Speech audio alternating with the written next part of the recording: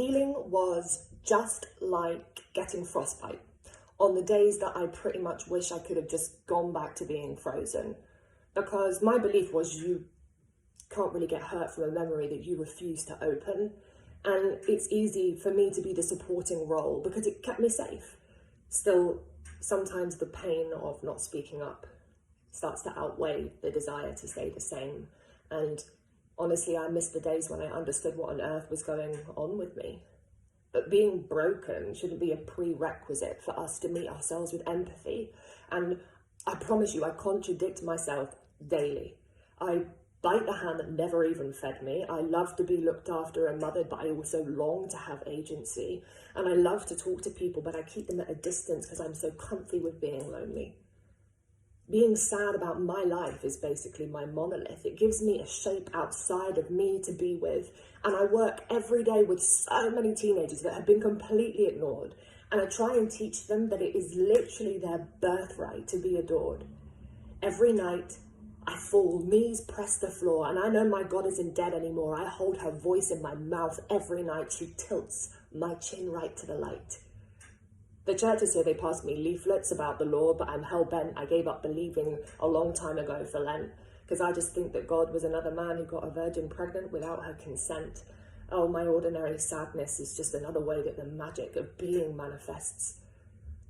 Sociopaths don't have any feelings, but they pretend to. And lonely people have feelings, but they have to pretend not to.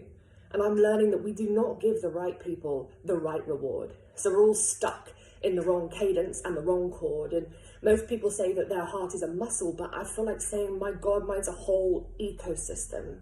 My demons make me lonelier each day because I always choose to sit with them. But hiding your true self takes your agency away, and now we're all as hungry as an adolescent for the holding who hates themselves on New Year's Day, ravenous for approval to be the thing that chases the prey of us away.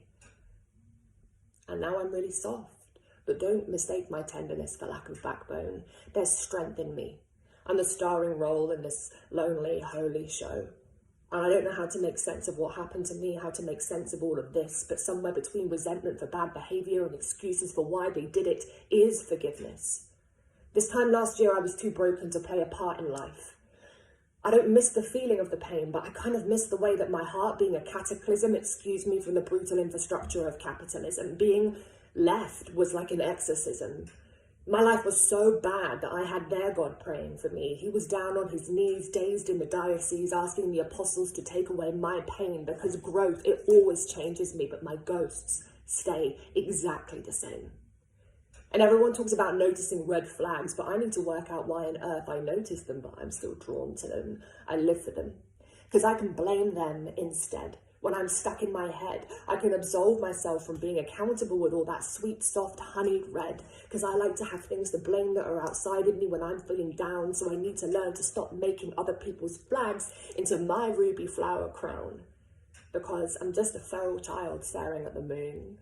Aren't we all just deers bulking in the headlight swoon, with our whole sunken skulls lit? I've spent a lifetime waiting to get hit, because giving up was the only way I knew how to solve it. But yeah, here I am, still here. Imagine that. What on earth are any of us supposed to do with that? And I have to remember that life now for longer than I knew it. I have to forgive myself for taking so long to get through it. And I'm no longer being chased, but the memory of running away stays the same. And I don't need to hear about how loneliness makes me stronger. I don't need to hear about how I turned my pain into power. I just want you to welcome me home and hold me until the ache goes away. Tell me something that makes me feel safe.